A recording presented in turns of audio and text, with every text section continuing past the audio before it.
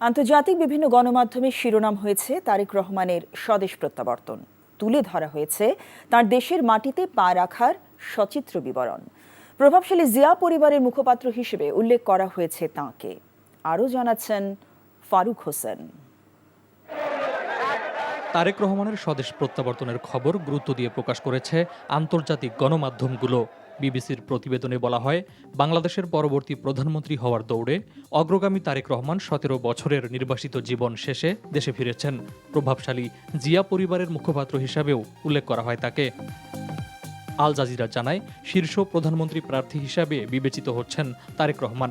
আল জাজিরার সাংবাদিক তানভীর চৌধুরী জানান, তার প্রত্যাবর্তনের মধ্য দিয়ে হাসিনা পরবর্তী বাংলাদেশে সম্প্রতি যে বিভক্তি দেখা দিয়েছে তার অবসান ঘটতে পারে। বিএনপির বরাতে বাংলাদেশের দীর্ঘ সময়ের শাসক পরিবারের উত্তরসূরি ও প্রভাবশালী বিরোধী দলীয় নেতা হিসাবেও উল্লেখ করা হয় তাকে।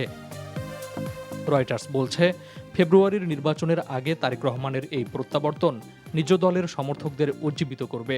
বলা হয়, তার আগমন উপলক্ষে বিমানবন্দর থেকে 300 ফিট সংবর্ধনা স্থল পর্যন্ত নামে লক্ষাধিক নেতাকর্মীর ঢল। ভারতীয় সংবাদ মাধ্যম এনডিটিভি জানায়, তারেক রহমানের বুলেট প্রুফ এন্ট্রি স্বাগত জানাতে সমবেত লাখ লাখ কর্মী সমর্থক। মার্কিন বার্তা সংস্থা এপি বলছে, নির্বাচনের আগে তারেক রহমানের প্রত্যাবর্তনকে রাজনৈতিকভাবে গুরুত্বপূর্ণ ঘটনা হিসেবে দেখা হচ্ছে।